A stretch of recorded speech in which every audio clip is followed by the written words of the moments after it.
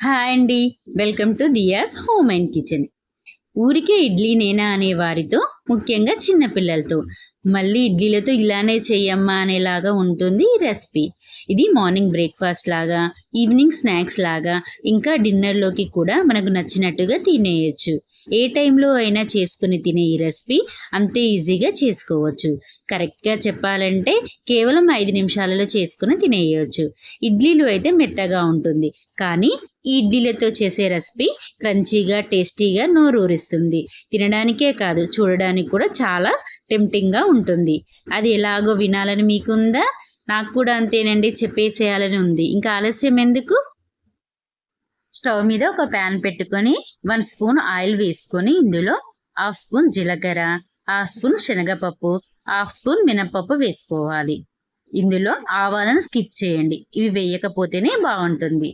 తర్వాత 2 ఆనియన్స్ని చిన్నగా కట్ చేసుకొని ఇందులో వేసుకోవాలి. ఆనియన్స్ని చిన్న చిన్నగా కట్ చేసుకోవడం బెటర్, ఎందుకంటే ఈ రెసిపీ టేస్ట్ మొత్తం మనకు ఆనియన్స్తో ఎక్కువగా ఉంటుంది. స్టవ్ని మీడియం ఫ్లేమ్లో పెట్టుకొని ఆనియన్స్ని బాగా వేగనివ్వాలి. తర్వాత 2 పచ్చిమిర్చిని కట్ చేసుకొని వేసుకొని బాగా వేగనివ్వాలి. ఇప్పుడు గుప్పెడు కరివేపాకు వేసుకొని క్రిప్సీగా అయ్యేంత వరకు బాగా వేగనివ్వాలి.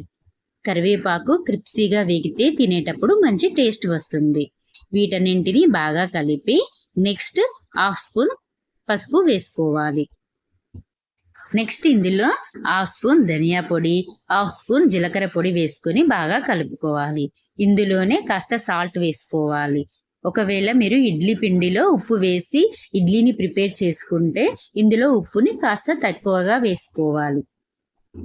ఇడ్లీలతో చాలా రకాలు చేసుకోవచ్చండి.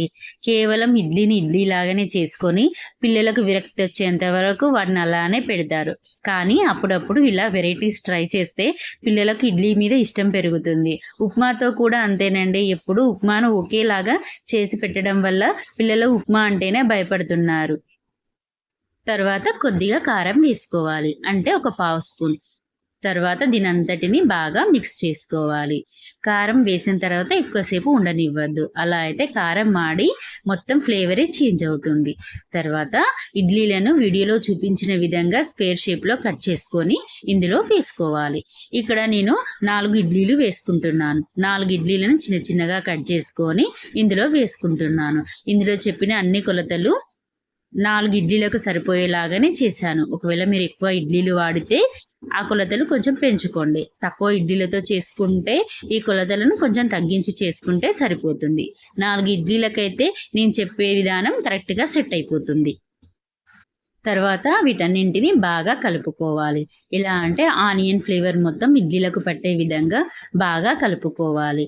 ఇక్కడ కొంచెం స్టవ్ని హై ఫ్లేమ్లో పెట్టి టాస్ చేసుకున్నట్లయితే ఇంకా బాగా ఫ్లేవర్స్ అన్నీ ఇడ్లీలకు పడతాయి. తర్వాత కొంచెం కొద్దిగా, అంటే ఒక 1/2 స్పూన్ కంటే తక్కువగా కారం వేసుకోవాలి. ముందుగా మనం కారం వేసుకున్నాం కదా, ఇలా కొద్దిగా వేసుకుంటే ఇప్పుడు ఫ్లేవర్ బాగుంటుంది. తర్వాత చిటికెడు మసాలా వేసుకొని మొత్తం బాగా కలుపుకోవాలి.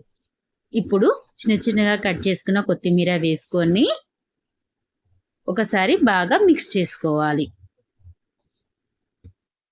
చూడండి, ఎంతో కలర్ఫుల్గా ఉన్న మనకి ఈ రెసిపీ ప్రిపేర్ అయిపోయింది. నేనైతే మిగిలిపోయినప్పుడు ఇడ్లీలతో ఇలానే చేస్తాను. వాటిని ఈవినింగ్ మళ్ళీ అలానే తినమంటే పిల్లలు అస్సలు ఇష్టపడరు.